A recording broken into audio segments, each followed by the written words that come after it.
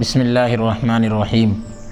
نحمدہ ونصلی ونسلم علی رسولہ الکریم اما بعد۔ معزز ناظرین و سامعین اکرام، السلام علیکم ورحمۃ اللہ وبرکاتہ۔ باب العلم انواریہ ایجوکیشنل سوسائٹی اور جامعہ انواریہ کے تحت انوار احمدی کا سلسلہ وار درس جاری ہے، اور گزشتہ درس میں ہم نے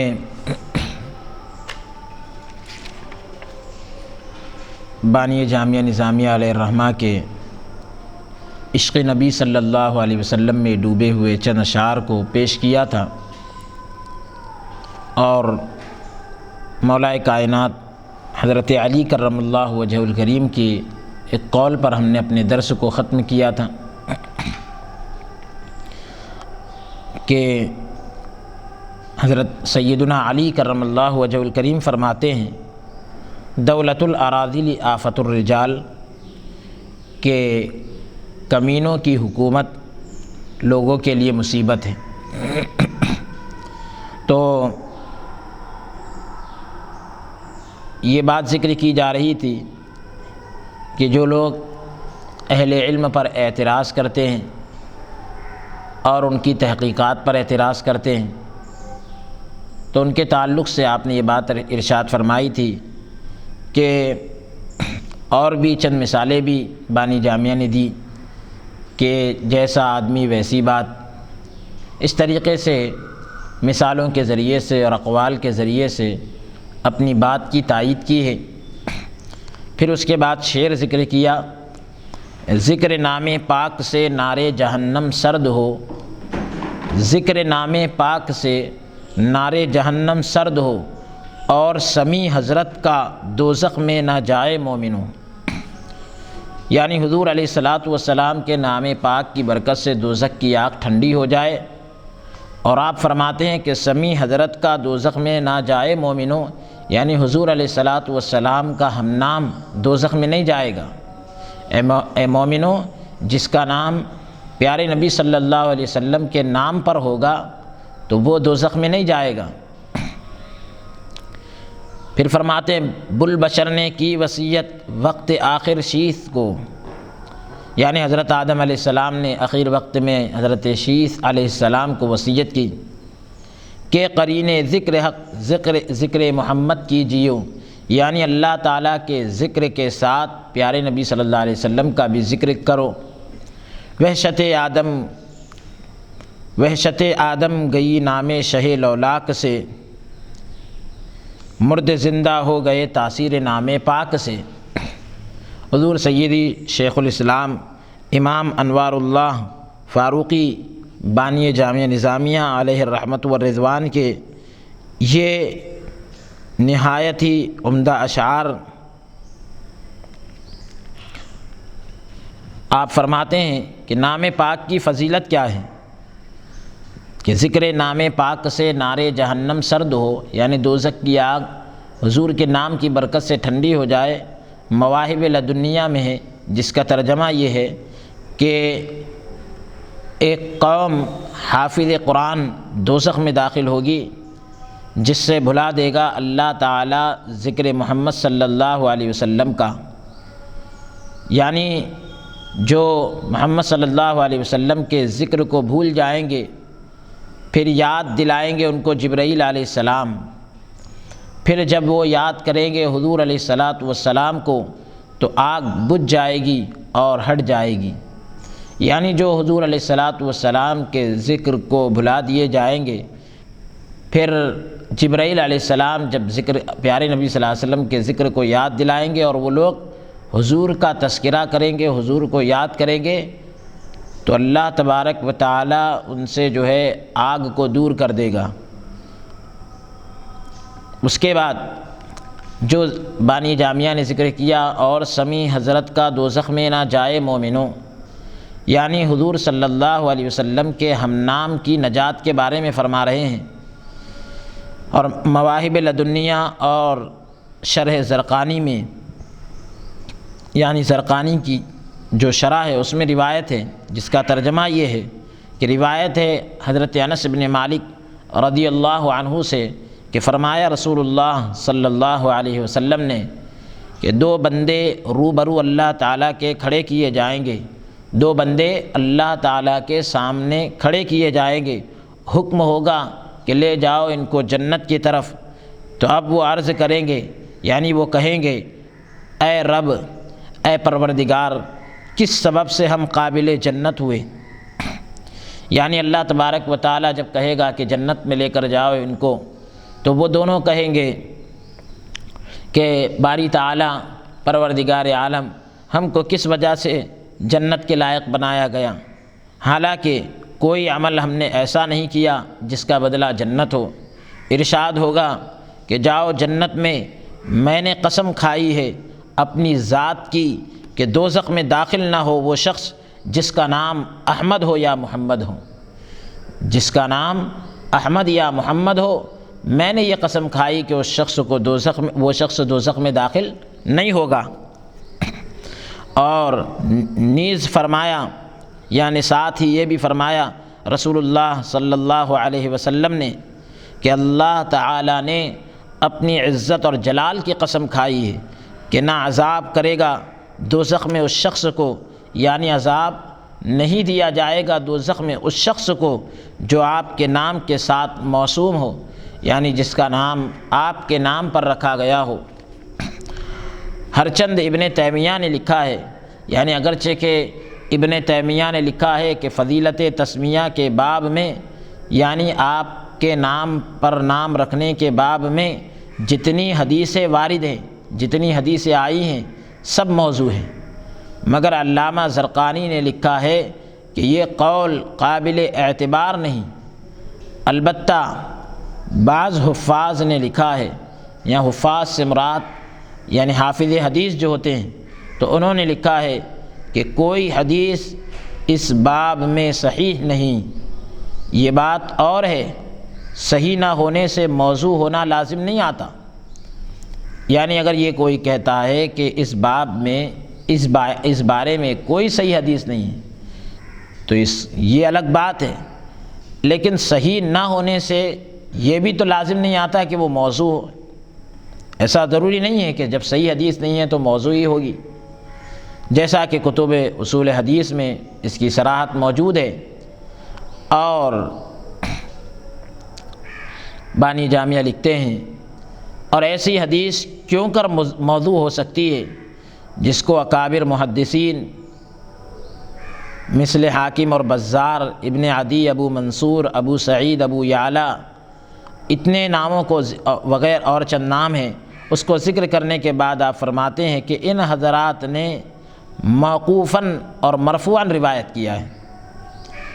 ایسے جلیل القدر محدثین نے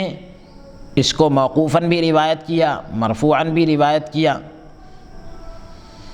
تو آپ حضرات جانتے ہیں یہ حدیث پاک کی ایک اصطلاح ہے موقوف، مرفوع، تو یعنی جس میں بعض روایات وہ ہوتی ہے کہ جس کی سند پیارے نبی صلی اللہ علیہ وسلم تک پہنچتی ہے، بعض وہ روایت ہوتی ہے کہ جس کی سند جو ہے صرف صحابی تک پہنچتی ہے۔ تو یعنی جو ہے اس میں حدیث پاک کے سند کے تعلق سے جو باتیں آئی ہیں اس کو بھی بانی جامعہ نے ذکر کیا۔ اور علامہ زرقانی نے مواہب لدنیہ کی شرح میں اسی طرح جو ہے ذکر کیا، اور احادیث موقوفہ بھی یہاں حکم میں مرفوع کے ہیں، یعنی جو موقوف روایات ہیں وہ بھی مرفوع احادیث کے حکم میں ہیں، اس لیے کہ صحابہ ایسے امور میں اپنی رائے سے نہیں کہہ سکتے،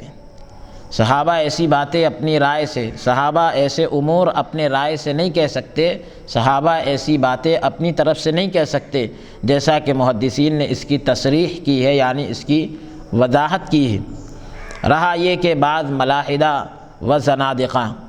یعنی بعض ملحدوں اور زندیقوں نے، یعنی کچھ بے دینوں نے، اب بانی جامع لکھتے ہیں کہ بعض ملاحدہ و زنادقہ بھی نام مبارک کے ساتھ موسوم ہیں، یعنی کچھ ملحدوں اور زندیقوں کا نام بھی حضور کے نام پر رکھا گیا، تو اب اس کا کیا جواب دیا جائے گا؟ کیا ان کو بھی اس نام کا فیض ملے گا؟ تو اس کا جواب یہ ہے کہ اس قسم کے فضائل، یعنی اس طرح کے جو فضائل ہیں، بلکہ جمیع اعمال حسنہ، بانی جامعہ فرماتے ہیں کہ جتنے اچھے کام ہیں بغیر ایمان کے کچھ کام نہیں آتے، جتنے نیک کام ہیں بغیر ایمان کے کچھ کام نہیں آتے، مقدم سب سے خدا و رسول صلی اللہ علیہ وسلم پر ایمان اور محبت ہے، یعنی سب سے پہلے اللہ اور اس کے رسول پر ایمان لانا اور محبت کرنا ہے۔ جب یہی معاملہ ٹھیک نہ ہوا تو سوائے جہنم کے پھر کہیں ٹھکانہ نہیں۔ الغرض یعنی بہرحال حضرت صلی اللہ علیہ وسلم کی اس قدر عظمت ملحوظ ہے، یعنی حضور کی عظمت کا اس قدر لحاظ کیا گیا ہے کہ توہین حضرت کے نام کی بھی حق تعالیٰ کو گوارا نہیں۔ بانی جامعہ لکھتے ہیں کہ اللہ تبارک و تعالیٰ کو حضور کی عظمت کا لحاظ اتنا ہے کہ حضور علیہ الصلاۃ والسلام کے نام کی بھی توہین اللہ تعالیٰ کو گوارا نہیں ہے۔ ذات کی توہین تو بہت بڑی چیز ہے، اللہ تبارک و تعالیٰ کو اپنے محبوب صلی اللہ تعالی علیہ وسلم کے نام پاک کی توہین بھی گوارا نہیں، کیونکہ اللہ تعالیٰ اپنے حبیب سے ایسی ہی محبت فرماتا ہے۔ حضرت صلی اللہ علیہ وسلم کا نام مبارک عرش پر، حضور علیہ الصلاۃ والسلام کا مبارک نام، برکت والا نام عرش پر لکھا ہے۔ تو بانی جامعہ نے جو لکھا، بلبشر نے کی وصیت وقت آخر شیث کو، تو بلبشر نے کی وصیت وقت آخر شیث کو، یعنی آدم علیہ السلام آخری وقت میں اپنے بیٹے حضرت شیث علیہ السلام کو وصیت کر رہے ہیں۔ بانی جامعہ لکھتے ہیں مواہب لدنیہ میں مروی ہے، یعنی روایت کیا گیا، جس کا ترجمہ یہ ہے کہ آدم علیہ السلام نے اپنے فرزند شیث علیہ السلام کی طرف متوجہ ہو کر فرمایا کہ اے فرزند، یعنی اے بیٹے، میرے بعد میرے خلیفہ ہو، تم میرے بعد میرے خلیفہ ہو، میرے نائب ہو، بس خلافت کو عمارت تقویٰ اور دستگاہ محکم کے ساتھ لو، یعنی میرے بعد تم خلیفہ ہو تو اس خلافت کو تقوی کی عمارت پر، اس کی بنیاد، یعنی تقوی کی عمارت کے ساتھ جو ہے اس کو لینا۔ تقوی کی عمارت کے ساتھ، اس کا مطلب یہ کہ پورا جو تمہارا معاملہ ہے تقوی کے اندر ڈھلا ہوا ہونا چاہیے اور تقوی سے معمور ہونا چاہیے، اللہ سے ڈرتے رہنا چاہیے، اور مضبوطی کے ساتھ تم یہ کام کو سنبھالنا۔ اور جب یاد کرو تم اللہ تعالیٰ کو تو اس کے متصل نام محمد صلی اللہ علیہ وسلم کا ذکر کرو، کیونکہ میں نے ان کا نام ساق عرش پر لکھا دیکھا ہے۔ حضرت آدم علیہ السلام کہہ رہے ہیں کہ جب تم اللہ تعالیٰ کا نام لو تو اس کے متصل، یعنی اسی کے ساتھ حضور علیہ الصلاۃ والسلام کا ذکر کرو۔ جہاں تم اللہ کا ذکر کرو تو اسی کے ساتھ حضرت محمد صلی اللہ علیہ وسلم کا بھی ذکر کرو، کیونکہ میں نے ان کا نام عرش پر لکھا دیکھا ہے۔ جب میں روح اور تین میں تھا، یعنی حضرت آدم علیہ السلام کہہ رہے ہیں کہ جب میں روح اور تین میں تھا، یعنی مٹی میں تھا، تو پھر تمام آسمانوں میں پھر کر دیکھا کہ کوئی ایسی جگہ نہیں جہاں نام محمد صلی اللہ علیہ وسلم کا لکھا نہ ہو، یعنی اس وقت میں نے تمام آسمانوں میں پھر کر دیکھا، گھوم کر دیکھا، تو ہر جگہ محمد صلی اللہ علیہ وسلم کا نام لکھا ہوا تھا۔ اور میرے رب نے مجھ کو جنت میں رکھا، وہاں کوئی محل اور کوئی بالا خانہ اور برآمدہ ایسا نہیں دیکھا، یعنی محل، اور پھر محل کے اندر جو اوپر کے، جس کو کہتے ہیں بالا خانہ کہتے ہیں، جو اوپر کے حصے ہوتے ہیں، برآمدہ جو صحن وغیرہ کا حصہ ہوتا ہے، تو ایسا جنت کے اندر کوئی ایسی جگہ نہیں دیکھی کہ جس پر محمد صلی اللہ علیہ وسلم کا نام نہ لکھا ہو۔ پتہ یہ چلا کہ جنت کے ہر مقام پر حضور علیہ الصلاۃ والسلام کا نام لکھا ہوا تھا، اور فرماتے ہیں کہ اور سینوں پر تمام حوروں کے، یعنی تمام حوروں کے سینوں پر بھی آپ کا نام لکھا ہوا تھا۔ ہر جنت کے تمام درختوں اور شجر طوبہ اور سدرۃ المنتہا کے پتوں پر، جنت کے جتنے درخت ہیں اور پھر شجر طوبہ، سدرۃ المنتہا،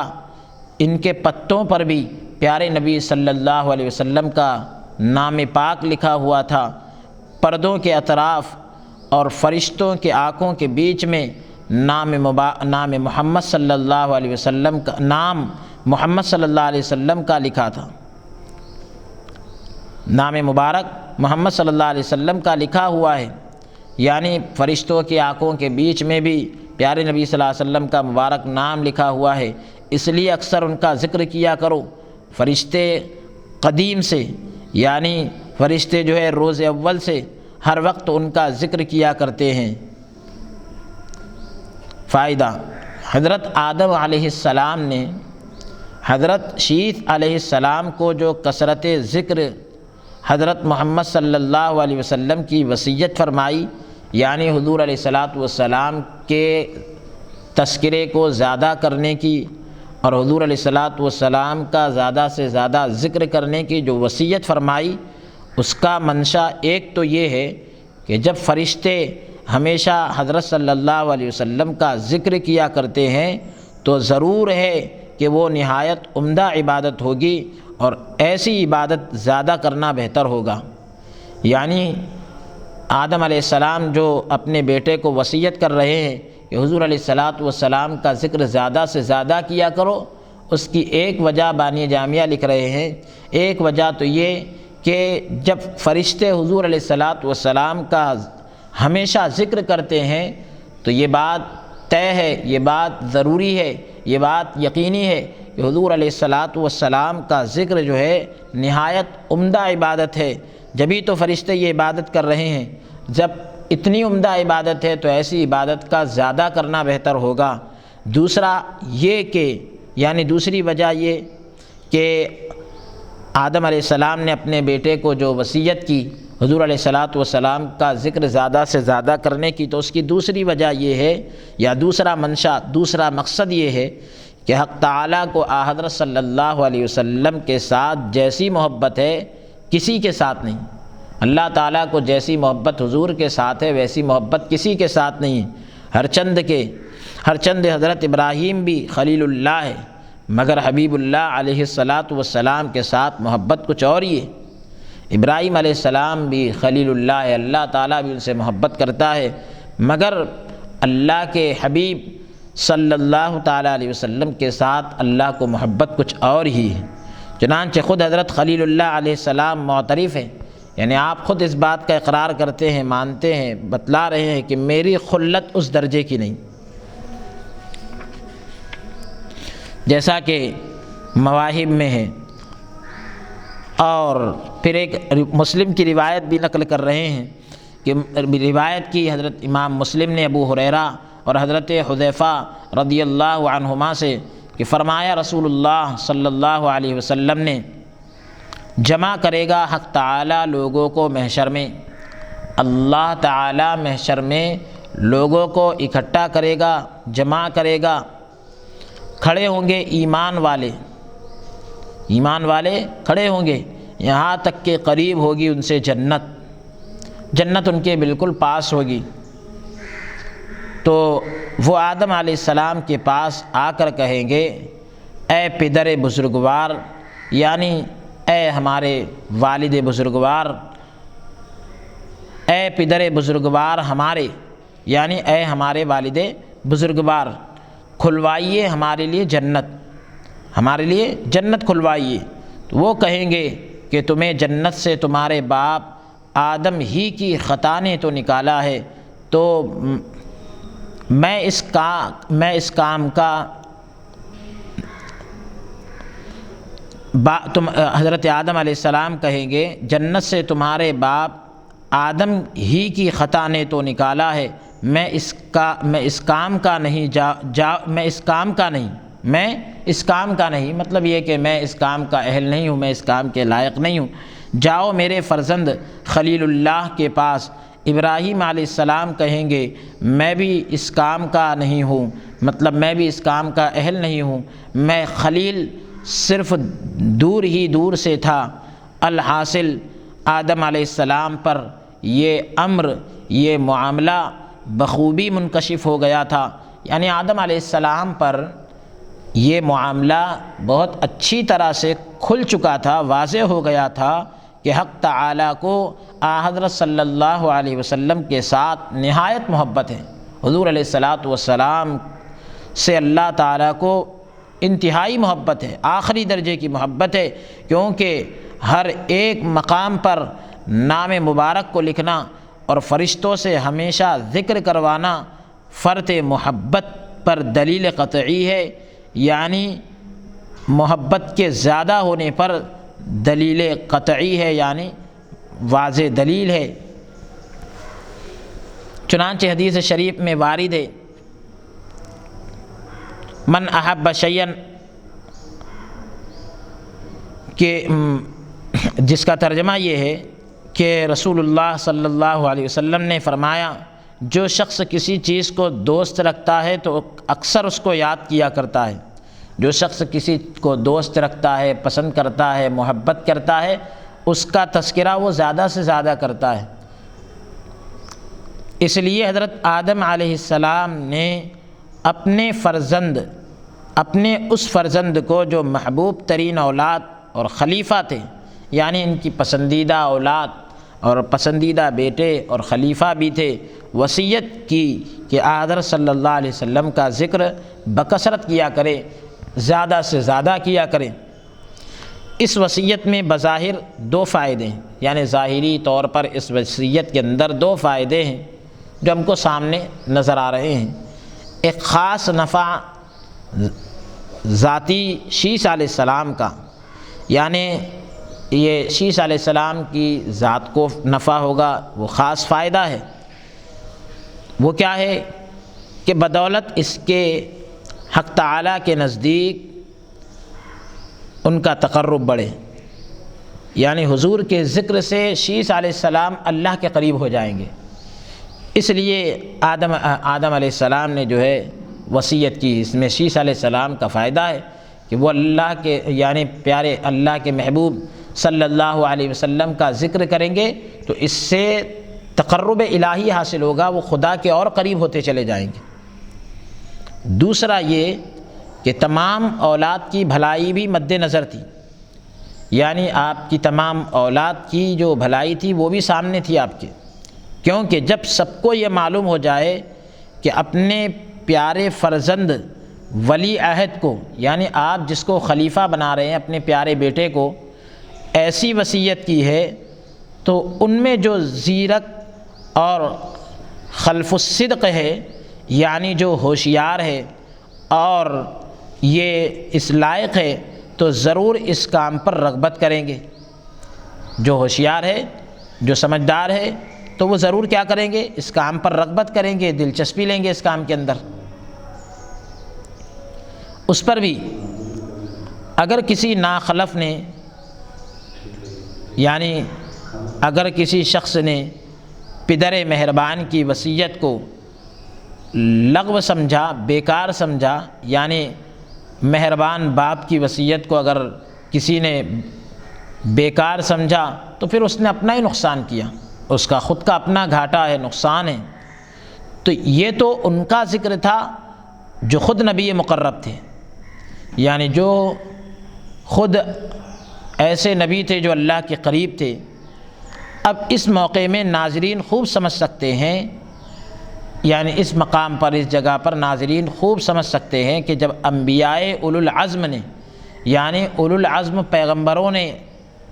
ذکر نبی صلی اللہ علیہ وسلم میں اس قدر اہتمام کیا، جب انبیاء کرام نے ذکر نبی صلی اللہ علیہ وسلم میں، پیارے نبی صلی اللہ علیہ وسلم کے ذکر میں اس قدر اہتمام کیا ہو تو ہم امتیوں کو کس قدر اس کا اہتمام اور التزام چاہیے۔ یعنی کس قدر ہم کو اس کا اہتمام کرنا چاہیے اور کس قدر ہم کو یہ چیز لازم کرنا چاہیے، کیونکہ ہمارا تو دین اور ایمان حضرت صلی اللہ علیہ وسلم کی ہی محبت کے ساتھ وابستہ ہے، یعنی ہمارا تو دین اور ایمان حضور کی محبت کے ساتھ جڑا ہوا ہے۔ دیکھ لو خود حضور اقدس صلی اللہ علیہ وسلم کیا فرماتے ہیں۔ عن انس رضی اللہ عنہ قال قال النبی صلی اللہ علیہ وسلم لا یؤمن احدکم حتی اکون احب الیہ من والدہ وولدہ والناس اجمعین، رواہ الشیخان واللفظ للبخاری۔ فرمایا رسول اللہ صلی اللہ علیہ وسلم نے کہ کوئی تم میں ایماندار نہیں ہوتا ہے، کوئی تم میں ایماندار نہیں ہوتا ہے جب تک اس کے دل میں میری محبت اس کے باپ اور بیٹے اور سب لوگوں سے زیادہ نہ ہو۔ ایمان والا اسی وقت ہوگا جب کہ اس کے دل میں میری محبت اس کے باپ اور بیٹے اور سب لوگوں سے زیادہ ہو، یعنی تمام عالم سے زیادہ ہو۔ جب تک حضرت صلی اللہ علیہ وسلم کی محبت نہ ہو ایمان ہی نہیں۔ تو یہاں پر ذکر کیا گیا ان لوگوں کا جن سے فطری طور پر آدمی کو محبت ہوتی ہے، تو بیٹے کی محبت اور باپ کی محبت، تمام عالم کی محبت کو اگر ایک پلے میں رکھا جائے، نبی صلی اللہ علیہ وسلم کی محبت کو دوسرے پلے میں رکھا جائے، تو نبی پاک علیہ الصلاۃ والسلام کی محبت کا پلہ بھاری ہونا چاہیے۔ یہ ایمان کا تقاضا ہے، یعنی کسی کی محبت نبی پاک علیہ الصلاۃ والسلام کے کسی عمل کی پیروی میں اگر آڑے آ رہی ہو، اتباع میں اگر آڑے آ رہی ہو، تو سب سے پہلے حضور علیہ الصلاۃ والسلام کی محبت غالب ہونا چاہیے۔ باپ کی محبت اپنی جگہ ہے، بیٹے کی محبت اپنی جگہ ہے، لیکن ایمان یہ کہتا ہے کہ ان سب سے زیادہ محبت رسول اللہ صلی اللہ علیہ وسلم سے ہوگی، تب جا کر تم ایمان والے کہلاؤ گے۔ اگر تم صرف محبت کا دعویٰ کر رہے ہو اور پھر نبی پاک علیہ الصلاۃ والسلام کی محبت میں کبھی اپنے بیٹے کو سامنے لاتے ہو، کبھی باپ کو سامنے لاتے ہو، یعنی یہ کہ کبھی بیٹے کی محبت غالب آ گئی، کبھی باپ کی محبت غالب آ گئی، تو پھر یہ ایمان نہیں ہے۔ ایمان تو یہ ہے کہ ساری محبتیں مغلوب ہو جائیں اور رسول پاک علیہ الصلاۃ والسلام کی محبت غالب آ جائے۔ حضرت صلی اللہ علیہ وسلم کا ذکر باعث محبت اور ایمان، حضور علیہ الصلاۃ والسلام کا ذکر جو ہے محبت اور ایمان کا سبب ہے۔ غرض ایمان اگر حاصل کرنا ہو تو حضرت صلی اللہ علیہ وسلم کی محبت حاصل کرنا چاہیے۔ اگر ایمان چاہتے ہو تو حضور کی محبت حاصل کرو، اور حصول محبت کی مفتاح ذکر ہے۔ محبت کو حاصل کرنے کی جو کنجی ہے، چابی ہے، وہ ہے ذکر۔ چنانچہ ابن قیم نے لکھا ہے کہ جس کا ترجمہ یہ ہے کہ یعنی حق تعالی نے ہر ایک مطلب کے لیے ایک کنجی مقرر کی ہے۔ اللہ تعالیٰ نے ہر ایک مطلب کے لیے، ہر ایک چیز کو طلب کرنے کے لیے ایک کنجی مقرر کی، ایک چابی طے کی، اور کنجی قرب اور محبت کی ذکر ہے۔ قرب اور محبت کی کنجی کیا ہے؟ وہ ذکر ہے۔ اللہ تعالیٰ نے ہر چیز کی ایک چابی طے کی، اور قرب اور محبت کی چابی وہ ذکر ہے کہ اگر محبت حاصل کرنا چاہتے ہو اور قریب ہونا چاہتے ہو تو ذکر کرو۔ جتنا ذکر کرو گے اتنا قریب ہوتے چلے جاؤ گے۔ اس سے معلوم ہوا کہ اگر ایمان حاصل کرنا ہو تو حضرت صلی اللہ علیہ وسلم کا، حضور پاک علیہ الصلاۃ والسلام کا ذکر بکثرت کرنا چاہیے، زیادہ سے زیادہ کرنا چاہیے، تاکہ محبت حضرت صلی اللہ علیہ وسلم کی پیدا ہو، یعنی حضور علیہ الصلاۃ والسلام کی محبت پیدا ہو، اور بدولت اس کے ایمان حاصل ہو، یعنی اس کے سبب ایمان حاصل ہو، اس کی وجہ سے ایمان حاصل ہو، اس کے طفیل میں ایمان حاصل ہو۔ اور اگر ایمان ہے، یعنی حضرت صلی اللہ علیہ وسلم کی محبت ہے، تو جب بمقتضائے من احب شیئا اکثر من ذکرہ، یعنی اگر حضور علیہ الصلاۃ والسلام کی محبت ہے تو پھر تقاضا ہے کہ جس سے محبت زیادہ ہوتی ہے آدمی اس کا ذکر زیادہ کرتا ہے، تو پھر اس قول کے تقاضے کے مطابق آدمی جو ہے خود ذکر، یعنی اس قول کے تقاضے کے مطابق خود بخود ذکر ہونے لگے گا۔ تو کیونکہ محبت جس سے زیادہ ہوگی آدمی اس کا ذکر زیادہ سے زیادہ کرے گا۔ تو حضور علیہ الصلاۃ والسلام کی یعنی محبت پیدا کرنے کا جو طریقہ بتلایا جا رہا ہے وہ یہ کہ ذکر کیا جائے، اور پھر محبت جب پیدا ہوگی تو پھر یہ عالم ہو جائے گا کہ ذکر خود ہونے لگے گا۔ حضرت صلی اللہ علیہ وسلم جملہ عالم کی پیدائش کے باعث ہیں، یعنی حضور علیہ الصلاۃ والسلام تمام عالم کی پیدائش کے آپ سبب ہیں۔ آپ کے صدقے میں، آپ کے طفیل میں، آپ کی وجہ سے عالم کو پیدا کیا گیا۔ بانی جامعہ نے جو کہا مطمئن ہوتے ہیں دل، یہ جو ذکر کیا وحشت آدم گئی نام شہ لو، مطمئن ہوتے ہیں دل، اس سے قبل گزرا مطمئن ہوتے ہیں دل نام شہ لولا سے، تو اور ایک جو وحشت آدم گئی نام شہ لولاک سے، یہاں پر یہ ذکر کیا گیا، اور پیچھے ذکر کیا گیا تھا مطمئن ہوتے ہیں دل ذکر شہ لولا سے۔ ایک جگہ ذکر کا لفظ ہے اور ایک جگہ نامے کا لفظ ہے۔ تو بہرحال جو شہ لولا ہے تو اشارہ اس حدیث شریف کی طرف ہے جو مواہب لدنیہ میں ہے، جس کا ترجمہ یہ ہے کہ جب آدم علیہ السلام جنت سے نکلے تو دیکھا کہ ساق عرش پر اور جنت میں ہر جگہ نام محمد صلی اللہ علیہ وسلم کا اللہ تعالیٰ کے نام کے ساتھ لکھا ہوا ہے۔ حضور علیہ الصلاۃ والسلام کا نام اللہ کے نام کے ساتھ لکھا ہوا ہے۔ عرض کیا یا رب یہ محمد کون ہے؟ آدم علیہ السلام نے کہا کہ مولا یہ محمد کون ہے؟ ارشاد ہوا کہ یہ تمہارے فرزند ہیں، اگر وہ نہ ہوتے تو میں تم کو پیدا نہ کرتا، لولاہ ما خلقتک، کہ اگر وہ نہ ہوتے تو میں تم کو پیدا نہ کرتا۔ عرض کیا یا رب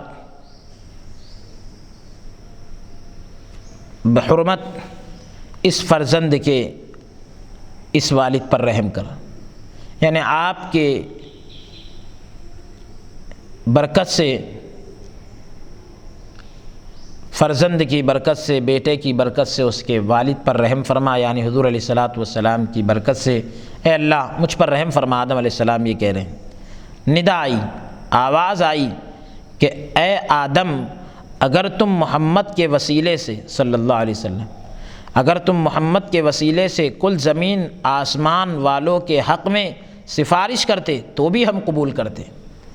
تم نے تو اپنے بارے میں سفارش کی ہے، اگر تم حضور کے وسیلے سے تمام زمین اور آسمان والوں کے حق میں بھی سفارش کرتے تو میں سفارش کو قبول کر لیتا۔ اللہ تعالیٰ کہہ رہا ہے، کیونکہ اللہ رب العزت اپنے حبیب پاک صلی اللہ علیہ وسلم سے ایسی محبت فرماتا ہے۔ اور اسی طرح لفظ لولا حدیث شریف میں وارد ہے، آیا ہے، جس کو روایت کیا امام سیوطی رحمۃ اللہ علیہ نے در منصور میں تفسیر آیت شریفہ فتلقى آدم من ربہ کلمات کے تحت میں، یعنی فتلقى آدم من ربہ کلمات، اس آیت کی تفسیر میں آپ فرماتے ہیں کما قال، جیسا کہ کہا، جس کا ترجمہ یہ ہے کہ فرمایا رسول اللہ صلی اللہ علیہ وسلم نے، حضرت عمر بن خطاب رضی اللہ عنہ سے روایت ہے کہ فرمایا رسول اللہ صلی اللہ علیہ وسلم نے کہ جب آدم علیہ السلام سے جب گناہ صادر ہوا تو عرش کی طرف سر اٹھا کر دعا کی۔ رسول اللہ صلی اللہ علیہ وسلم نے ارشاد فرمایا کہ جب آدم علیہ السلام سے وہ فعل صادر ہوا تو عرش کی طرف سر اٹھا کر دعا کی۔ آدم علیہ السلام کو اللہ تبارک و تعالیٰ نے جو ہے جس درخت کے کھانے سے منع کیا تھا، اور جب انہوں نے اس درخت کو کھا لیا، اور یہ ہے ساری چیزیں اللہ کے علم میں ہیں، تو عرش کی طرف سر اٹھا کر دعا کر رہے ہیں آدم علیہ السلام کہ الہی بحق محمد صلی اللہ علیہ وسلم مجھے بخش دے، پیارے نبی صلی اللہ علیہ وسلم کے طفیل میں مجھے بخش دے۔ ان پر وحی ہوئی کہ محمد کون، یعنی آدم علیہ السلام پر وحی کی گئی بھئی محمد کون ہے، کہ محمد کون ہے۔ عرض کیا الہی جب پیدا کیا تو نے مجھ کو تو میں نے عرش کی طرف سر اٹھا کر دیکھا تو لکھا ہوا ہے لا الہ الا اللہ محمد الرسول اللہ۔ اس سے میں نے جانا کہ جس کا نام تو نے اپنے نام کے ساتھ لکھا ہے اس سے زیادہ کسی شخص کا مرتبہ تیرے پاس نہ ہوگا۔ یعنی حضرت آدم علیہ السلام نے جب دعا کی کہ اے اللہ مجھے حضور علیہ الصلاۃ والسلام کے وسیلے سے بخش دے، تو اللہ تعالیٰ نے کہا کہ اللہ تبارک و تعالیٰ نے کہا کہ محمد صلی اللہ علیہ وسلم کے وسیلے سے آپ بخشش طلب کر رہے ہیں، تو محمد صلی اللہ علیہ وسلم کون ہے؟ آدم علیہ السلام نے کہا کہ مولا جب تو نے مجھے پیدا کیا تو میں نے عرش کی طرف سر اٹھا کر دیکھا تو اس پر لکھا ہوا ہے لا الہ الا اللہ محمد الرسول اللہ۔ تو اس سے میں سمجھ گیا کہ جس کا نام تو نے اپنے نام کے ساتھ لکھا ہے اس سے زیادہ کسی اور کا مرتبہ تیرے نزدیک نہیں ہو سکتا، تیری بارگاہ میں کسی اور کا مقام ان سے زیادہ تو نہیں ہو سکتا۔ وہی آئی کہ اے آدم وہ نبیوں سے آخر ہوں گے، یعنی نبیوں میں سب سے اخیر میں تشریف لائیں گے، تمہاری اولاد میں اگر وہ نہ ہوتے تو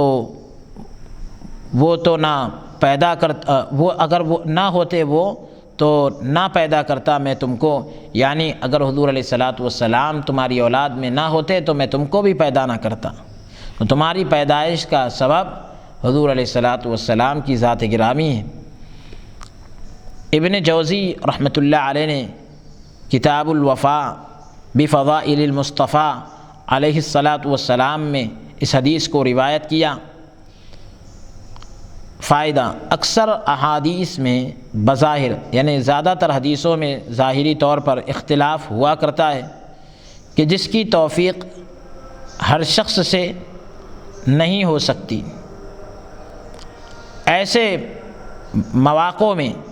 یعنی ایسی جگہوں میں یہ نہ خیال کرنا چاہیے کہ دونوں حدیثوں میں کچھ ضعف آتا ہو،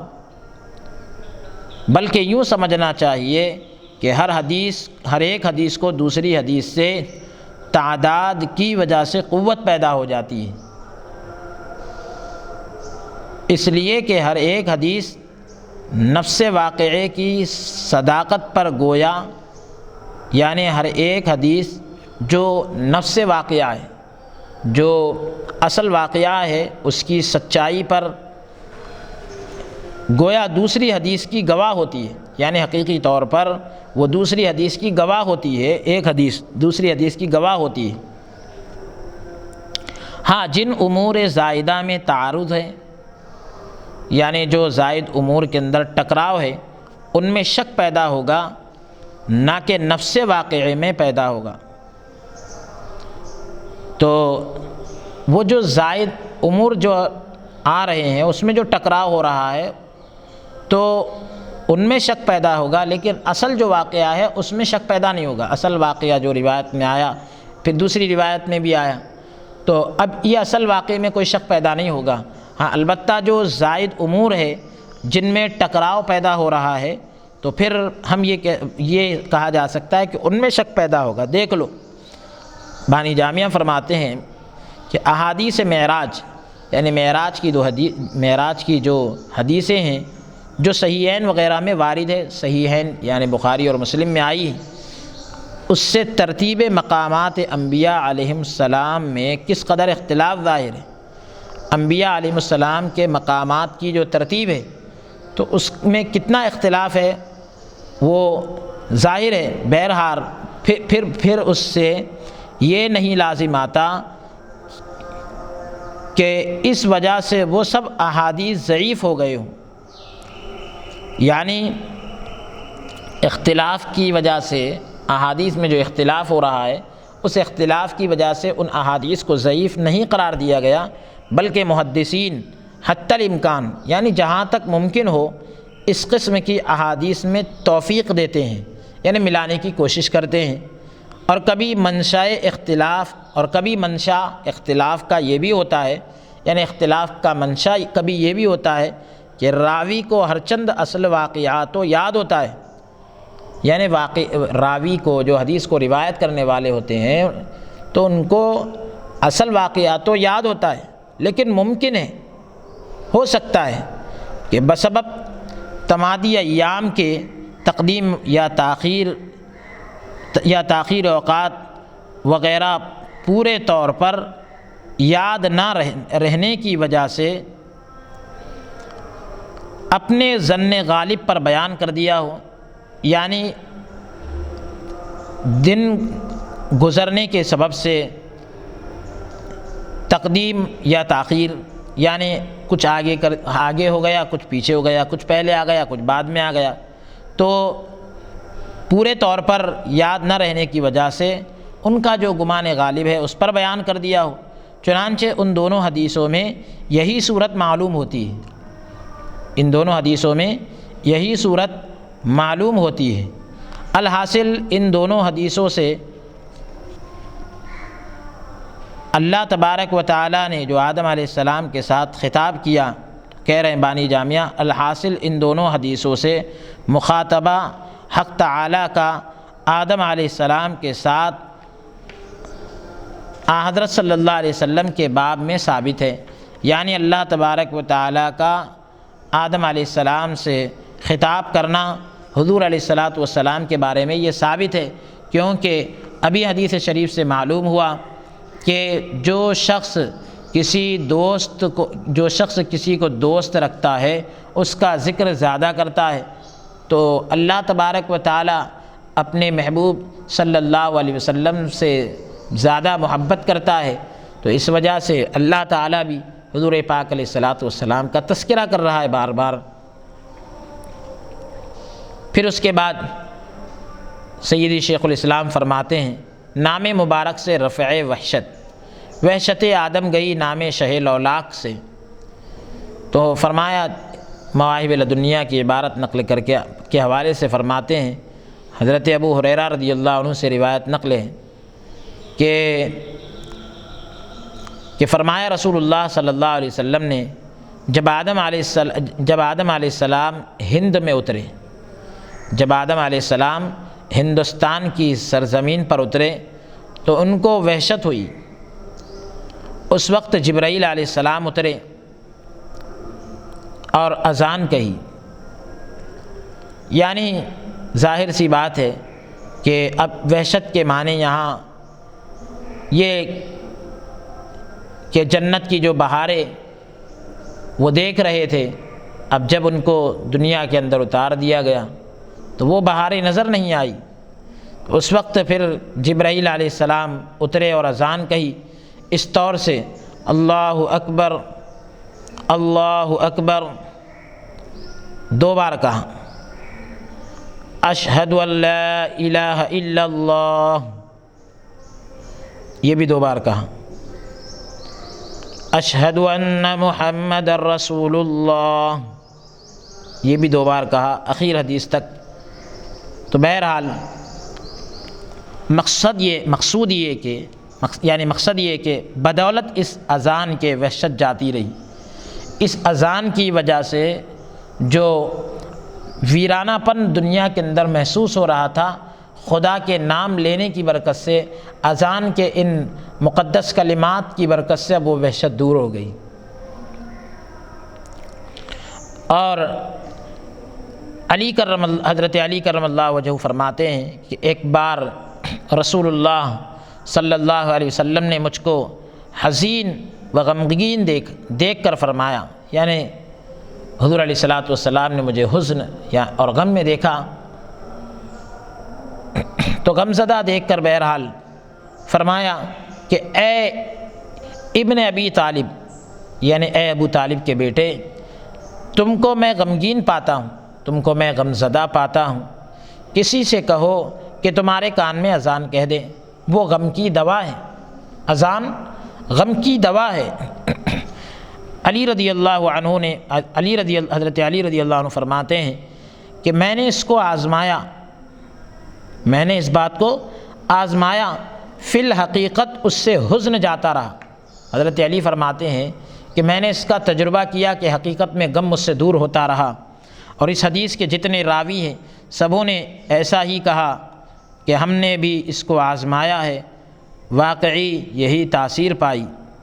یعنی ہم نے بھی تجربہ کیا کہ جب بھی غم کی کیفیت ہو، کان میں اذان کہی گئی، سارے غم دور ہو گئے۔ اللہ تبارک و تعالیٰ کے نام کی برکت ہے، پھر اس کے نام کی برکت سے غم کیوں دور نہ ہو۔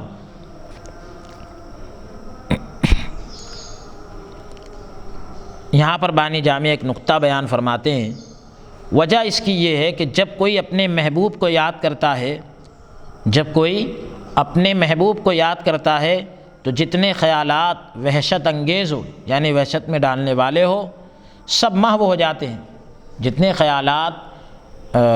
وحشت انگیز ہو، یعنی ڈر لانے والے ہو اور اس طریقے کی وحشت لانے والے ہو، وہ سب ختم ہو جاتے ہیں۔ اس لیے کہ جب انسان کو کسی کے ساتھ کمال درجے کی محبت ہو اور اس کو یاد کرے تو دل اسی کے ساتھ متعلق ہو جاتا ہے، جڑ جاتا ہے، جس سے خیال ان امور کا جو وحشت انگیز ہو باقی نہیں رہتا۔ یعنی جب انسان کو کسی کے ساتھ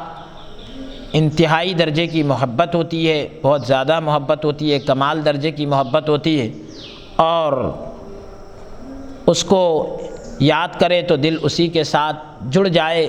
لگ جائے، تو کہہ رہے ہیں اب اس کا خیال کرنے کی وجہ سے یہ جو وحشت میں ڈالنے والے امور ہیں اب یہ باقی نہیں رہتے، یہ سب ختم ہو جاتے ہیں۔ یعنی کیفیت جدیدہ دل میں متمکن ہونے کی وجہ سے کیفیت سابقہ محو ہو جاتی ہے۔ یعنی اب جو نئی کیفیت دل میں بیٹھ گئی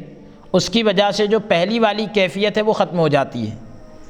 کیفیت جدیدہ دل میں متمکن، یعنی جو نئی کیفیت ہے دل میں ٹھہر جانے کی وجہ سے جو پرانی کیفیت ہے، کیفیت سابقہ محو ہو جاتی ہے، مطلب پرانی جو کیفیت ہے، پرانی جو حالت ہے وہ بالکل ختم ہو جاتی ہے۔ نئی کیفیت دل میں بیٹھ جانے کی وجہ سے پرانی کیفیت پوری طرح سے ختم ہو جاتی ہے۔ جب یہ تاثیر ہر محبوب کے یاد کرنے میں عموماً ٹھہری، یہ بانی جامعہ پہلے عام طور سے بتا رہے ہیں کہ محبوب کے ذکر کی یہ تاثیر ہوتی ہے، یاد کرنے کی یہ تاثیر ہوتی ہے کہ جو پرانے خیالات رہتے ہیں وہ سب چلے جاتے ہیں، اب نیا ایک خیال بیٹھ جاتا ہے اور وہی بس بسا ہوا رہتا ہے۔ تو جب ہر محبوب کو یاد کرنے میں یہ تاثیر ہے تو پھر محبوب رب العالمین کے یاد کرنے میں کس قدر تاثیر ہونا چاہیے۔ اللہ کے محبوب کو یاد کرنے کی تاثیر کیسی ہوگی؟ جب بحسب عقیدہ اہل اسلام، یعنی اہل اسلام کے عقیدے کے حساب سے کسی کیفیت قلبی وغیرہ کا وجود بے تخلیق خالق ممکن نہیں، یعنی دل کی کسی کیفیت کا وجود خدا کے پیدا کیے بغیر ممکن نہیں، تو جیسے حق تعالیٰ نے ہر محبوب کے یاد کرنے میں تاثیر رکھی ہے، اللہ تعالیٰ نے ہر محبوب کے یاد کرنے میں اثر رکھا ہے، تو اپنے محبوب صلی اللہ علیہ وسلم کی یاد میں اگر خاص طور پر وہ تاثیر رکھی ہو تو کیا عجب ہے۔ یعنی کچھ لوگوں کو تعجب ہوتا ہے تو بانی جامعہ ان سے پوچھ رہے ہیں کیا تعجب کی بات ہے؟ ارے جب یعنی ہر محبوب کی یہ بات ہوتی ہے کہ اس کے تذکرے سے دل کو سکون ملتا ہے، پرانے خیالات جو ہے وہ سب چلے جاتے ہیں، غم دور ہو جاتے ہیں تو پھر محبوب رب العالمین کے تذکرے کی کیا شان ہوگی؟ اور اگر اس سے غم دور ہوتے ہیں تو تم کو تعجب کیوں ہوتا ہے؟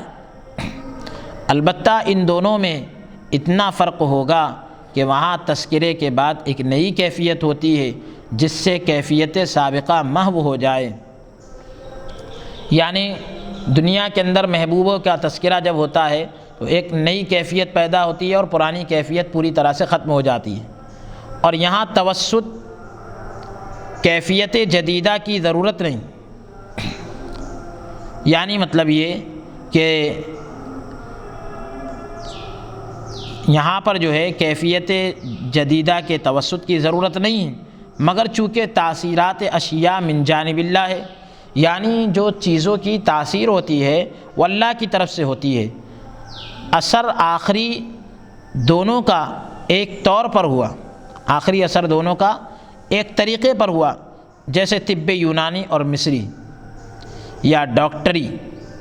کہ کسی میں علاج بالضد ہے اور کسی میں بالموافق ہے۔ یعنی جو یونانی علاج ہوتے ہیں، مصری علاج ہوتے ہیں یا ڈاکٹری علاج ہوتے ہیں، تو ہر علاج کے اندر فائدہ ہوتا ہے لیکن علاج کے طریقے الگ الگ ہوتے ہیں۔ تو کسی میں علاج بالضد ہوتا ہے یعنی اپوزٹ چیز سے علاج کیا جاتا ہے، اور کسی میں بالموافق یعنی اس کے جیسی چیز سے علاج کیا جاتا ہے۔ ہر چند یعنی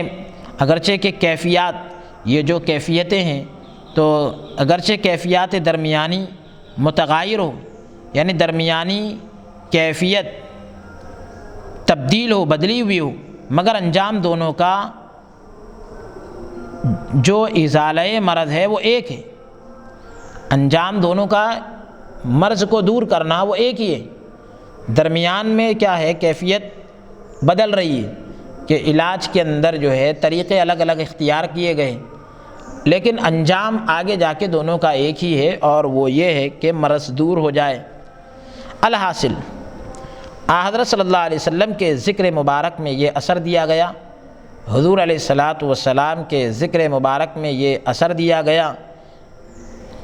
کہ وحشت و اندوہ کو دفع کرے، یعنی وحشت کو، ڈر کو دور کرے، جو ویرانہ پن ہوتا ہے اس کو دور کرے۔ میں یقین سمجھتا ہوں، بانی جامعہ فرماتے ہیں کہ میں یقین سمجھتا ہوں، یقین جانتا ہوں کہ یہاں باریک و نازک اسرار ہوں گے، یہاں پر باریک اور نازک راز ہوں گے جس کو اہل مذاق جانتے ہوں گے، یعنی جس کو اہل ذوق جانتے ہوں گے، جو ذوق رکھتے ہیں، شوق رکھتے ہیں، وہ جانتے ہوں گے۔ اتنا تو میں بھی کہہ سکتا ہوں کہ ادھر شان رحمت للعالمین، ادھر شان رحمت للعالمین، شان رحمت للعالمینی جلوہ کرے، یعنی حضور علیہ الصلاۃ والسلام کی جو شان رحمت للعالمین ہے وہ جلوہ گر ہے کہ نام سے آثار رحمت ہویدہ ہے، یعنی ظاہر ہے، نام سے ہی رحمت کے آثار جھلک رہے ہیں، اور ادھر عظمت شان غیوری آمادہ قہر ہے، یعنی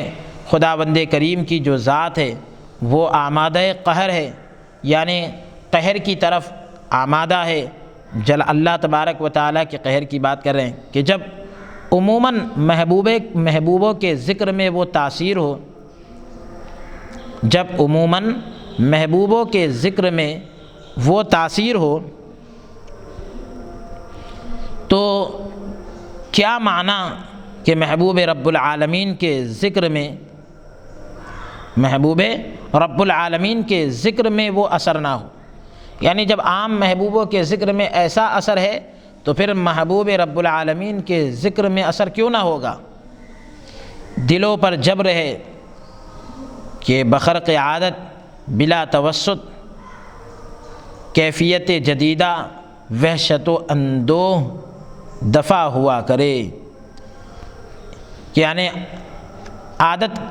خرق عادت کے خلاف، یعنی بلا توسط کیفیت جدیدہ، یعنی کیفیت جدیدہ کے توسط کے بغیر وحشت اور اندوہ دور نہیں ہوتی۔ تو اب یہاں ایک بات اور یاد رکھ لینا چاہیے کہ اگر کسی بد اعتقاد قسی القلب یعنی سخت دل، تو اس کے دل کے اندر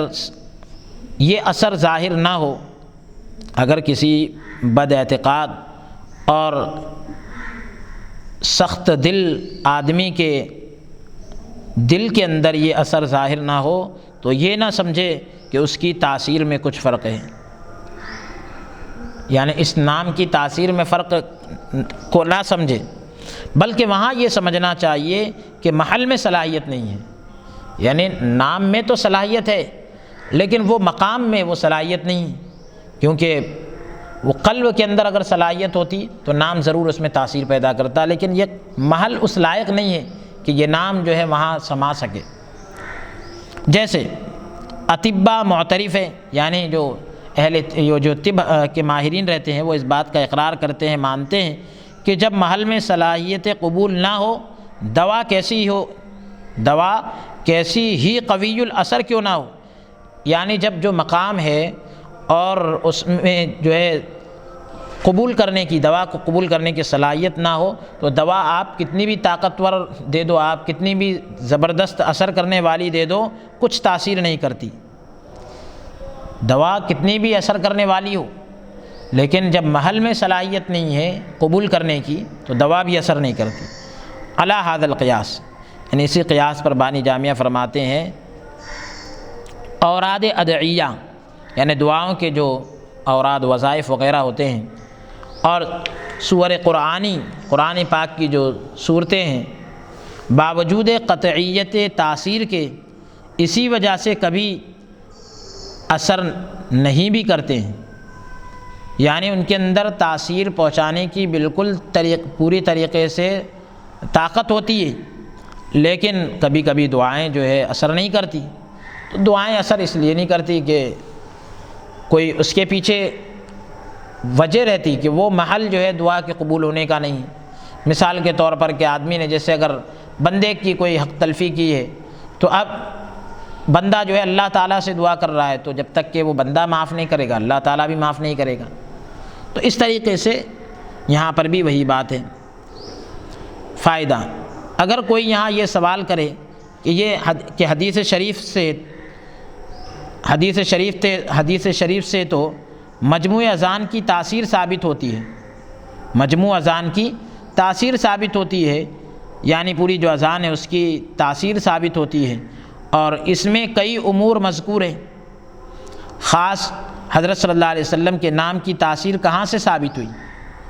یعنی حدیث شریف کے اندر جو آیا کہ کان میں اذان دے دی جائے تو اس سے غم دور ہو جاتے ہیں، پورے اذان کی تاثیر ہے۔ حضور صلی اللہ علیہ وسلم کے خاص نام کی تاثیر یہاں کہاں ثابت ہوئی؟ کوئی اگر اعتراض کرے، کوئی سوال کرے تو اس کا جواب بانی جامعہ دیتے ہیں کہ اس کا جواب یہ ہے کہ اذان میں 3 چیزوں کا ذکر ہے، اللہ تعالیٰ کا اور نبی صلی اللہ علیہ وسلم کا اور نماز کی دعوت کی۔ اذان میں 3 چیزیں، اللہ تعالیٰ اور نبی کریم صلی اللہ علیہ وسلم اور نماز کی دعوت، یہ 3 چیزوں کا تذکرہ ہے۔ تو یہ تو ظاہر ہے کہ اس اذان سے دعوت نماز مقصود نہیں، یعنی جو اذان کان میں غم دور کرنے کے لیے دی جا رہی ہے تو اس سے نماز کی دعوت دینا مقصد نہیں ہے، ورنہ علی کرم اللہ وجہہ کو کان میں اذان کہلوانے کا ارشاد کیوں ہوتا؟ فرما دیتے کہ اذان وقتیہ سن لو، کان میں اذان دینے کا حکم نہیں دیا جاتا، بلکہ جو نمازوں کے وقت پر جو اذان ہوتی وہ سننے کو کہا جاتا۔ تو پتہ چل رہا ہے کہ یہاں اذان جو ہے نماز کے لیے نہیں دی گئی۔ اب رہا خدائے تعالیٰ کا ذکر، تو اس میں کچھ شک نہیں، بانی جامعہ فرماتے ہیں کہ اس میں کچھ شک نہیں، کچھ شبہ نہیں کہ خدائے تعالیٰ کے نام پاک میں ہر قسم کی تاثیرات ہیں، اللہ کے نام میں ہر قسم کا اثر ہے، اس کا انکار کون کر سکے؟ مگر یہ بھی تو ہے کہ مؤثر حقیقی وہی ہے، حقیقی طور پر اثر دینے والا اللہ تبارک و تعالیٰ ہے، اور وہ مختار ہے، اللہ تعالیٰ با اختیار ہے، اختیار والا ہے، چاہے تاثیر کسی شے کی کسی وقت ظاہر کرے چاہے نہ کرے، اللہ کو اختیار ہے۔ چنانچہ آدم علیہ السلام جب سے کہ اپنے مقام سے جدا ہوئے، جب سے اپنے مقام سے الگ ہوئے، کیا ہو سکتا ہے کہ اس محل وحشت و اندوہ میں، اس محل وحشت و اندوہ یعنی اس ڈر کے وحشت کے مقام میں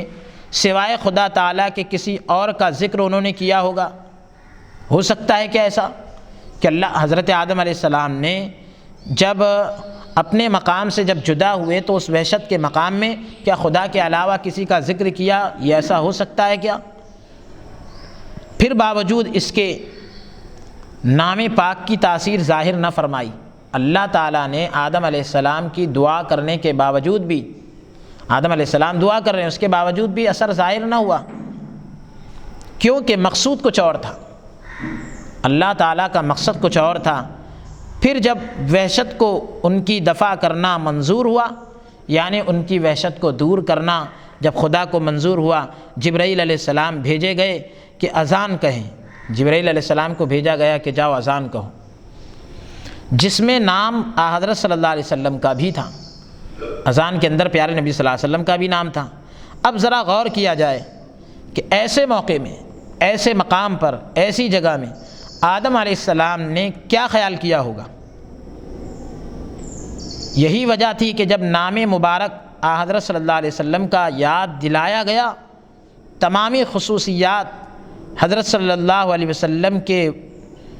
جو وہ دیکھ چکے تھے، یعنی حضرت آدم علیہ السلام حضور صلی اللہ علیہ وسلم کی جو تمام خاصیتوں کو آپ دیکھ چکے تھے، سب آنکھوں کے سامنے ہو گئے، وہ ساری خصوصیتیں آپ کی آنکھوں کے سامنے آ گئی، اور کہنے لگے الہی بحق محمد صلی اللہ علیہ وسلم مجھے بخش دے، اے اللہ مجھے محمد صلی اللہ علیہ وسلم کے وسیلے سے بخش دے۔ اس سے معلوم ہوا کہ تمامی اذان یعنی پوری اذان سے حضرت صلی اللہ علیہ وسلم کے نام مبارک کا ذکر مقصود تھا۔ پوری اذان کہلوانے سے حضور کا ذکر کرنا مقصود تھا، حضور کا ذکر کرنا مقصد تھا،